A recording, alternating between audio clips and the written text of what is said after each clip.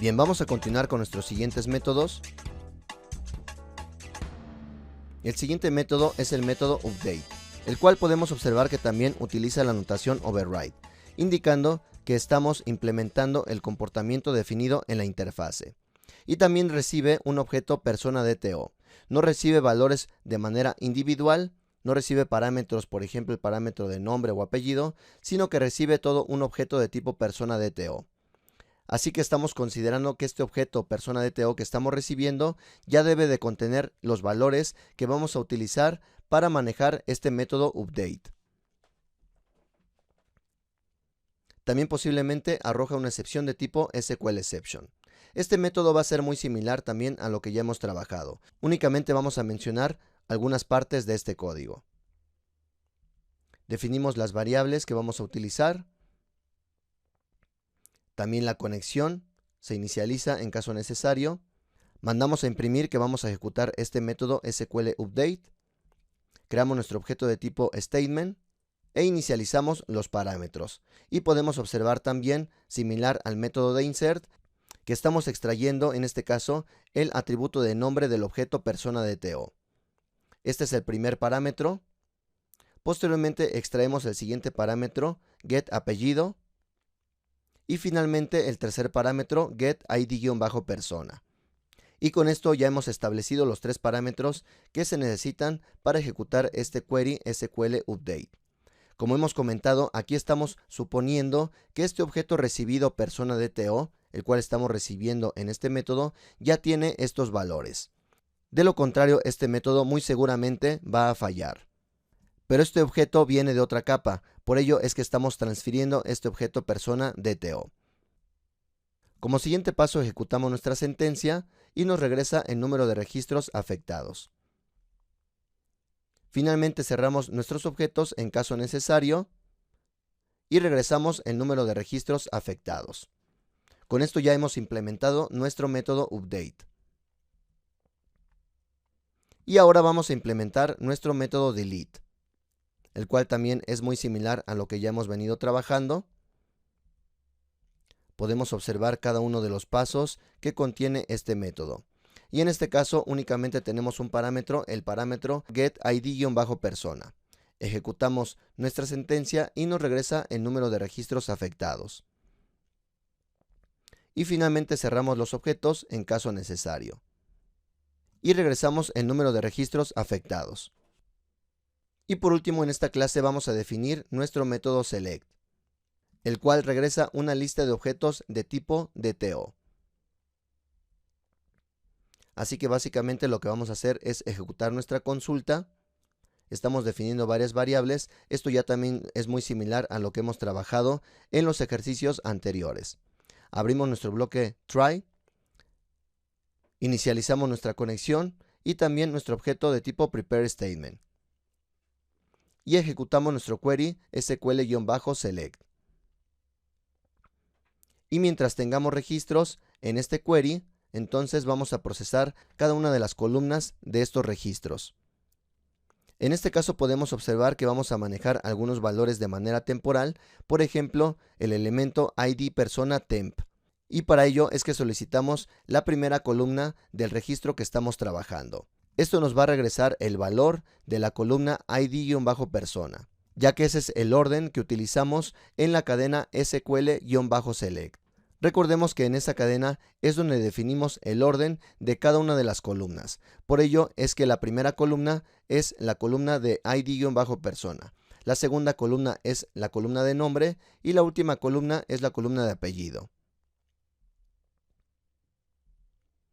Así que podemos observar la extracción de estas tres columnas cuando estamos trabajando con este registro. Ahora vamos a crear un nuevo objeto de tipo DTO. Y lo que vamos a hacer es utilizar el método set de cada uno de estos atributos. Para ello vamos a utilizar el método setID-persona y proporcionamos el valor que hemos extraído.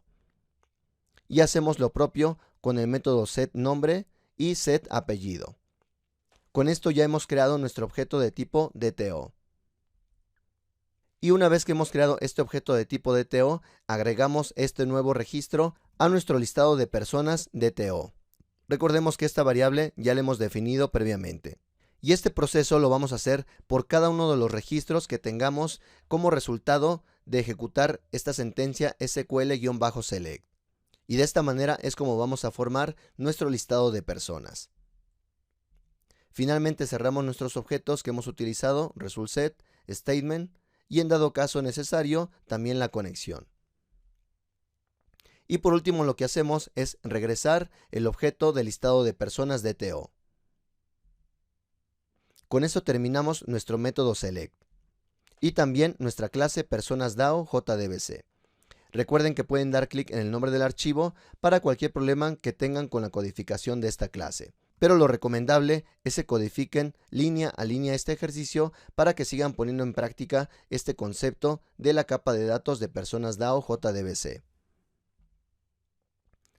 Vamos a continuar ahora con nuestra clase test personas. Esta clase se encuentra en el paquete personas.test. Vamos a importar la clase SQLException del paquete java.sql, también la interfase list del paquete java.util y la clase persona.dto del paquete personas.dto.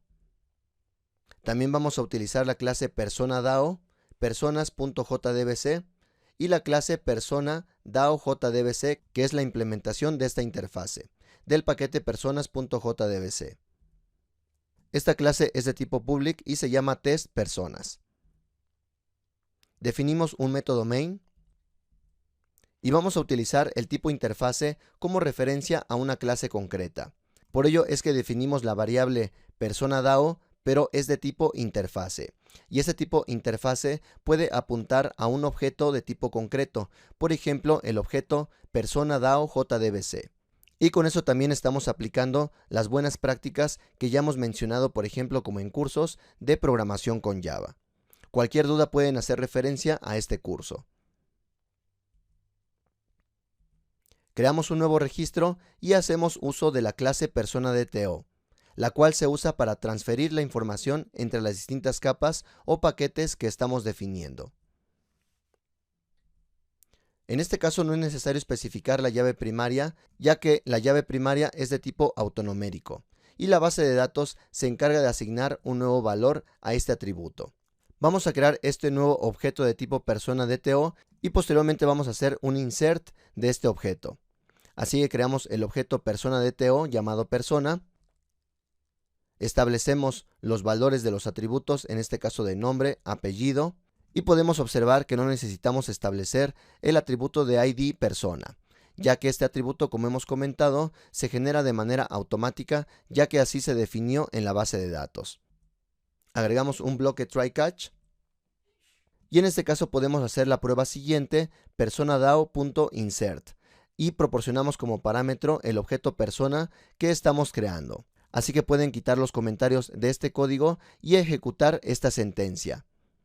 Podemos observar que estamos utilizando el objeto de tipo interfase y no la clase concreta directamente, ya que utilizar el tipo interfase tiene varias ventajas, ya que como hemos comentado, en cualquier momento podríamos cambiar la implementación de la tecnología. En lugar de utilizar JDBC, podríamos haber utilizado la implementación utilizando frameworks como Hibernate o JPA. Pero el tipo interfase va a ser siempre el mismo, y esto va a hacer que nuestro código no sufra ningún cambio en caso de que cambiemos de tecnología. Así que pueden quitar los comentarios de este código y procesar esta sentencia. Nosotros lo hemos puesto entre comentarios debido a que vamos a hacer varias pruebas más, pero ustedes pueden ir probando cada una de estas líneas, ejecutando el proyecto y verificar el resultado. También pueden hacer otra prueba, por ejemplo, eliminando un registro, por ejemplo, el ID 3. Y podemos observar el código que se requiere. También se utilizaría el método persona.dao y se manda a llamar el método delete. Y en este caso estamos creando un nuevo objeto de tipo persona.dto, proporcionando el ID persona de 3.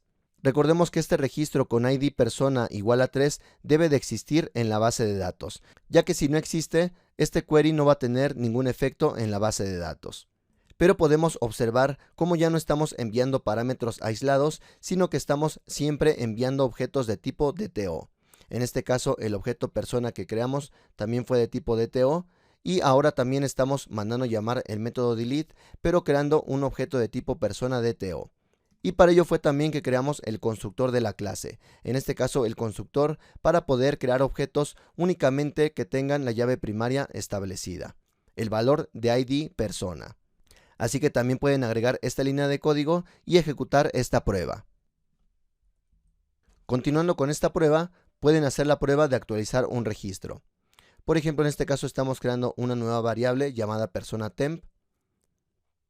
Podemos hacer un set de la propiedad de ID persona y establecemos el registro que queremos actualizar. Por ejemplo, el registro con ID persona igual a 2. Podemos hacer las modificaciones a nuestro objeto, por ejemplo, en el nombre y en el apellido. Y con esto ya tenemos nuestro objeto que queremos modificar. Y podemos mandar a llamar el método update. Recuerden que pueden quitar los comentarios de este código para que puedan ejecutar esta prueba.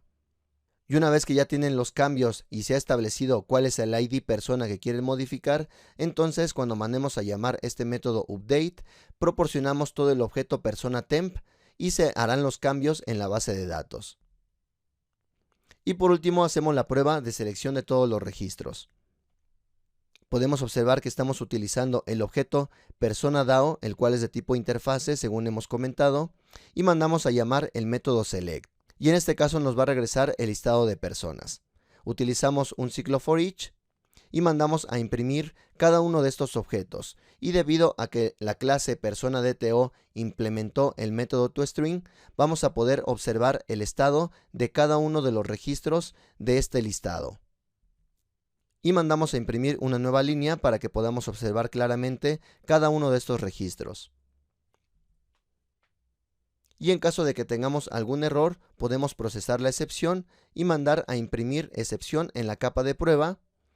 Y también mandamos a imprimir el stack trace. Con eso terminamos nuestro método main y también la clase testPersonas. Así que recuerden que pueden ir ejecutando estas pruebas uno a uno para que puedan ir visualizando en la base de datos los cambios que se van ejecutando. Y si ejecutamos esta prueba tal como está escrita, podemos observar en la parte de la salida de nuestro IDE cada uno de los registros que tenemos en nuestra tabla de persona. Estos datos pueden variar dependiendo de la información que tengan en su base de datos.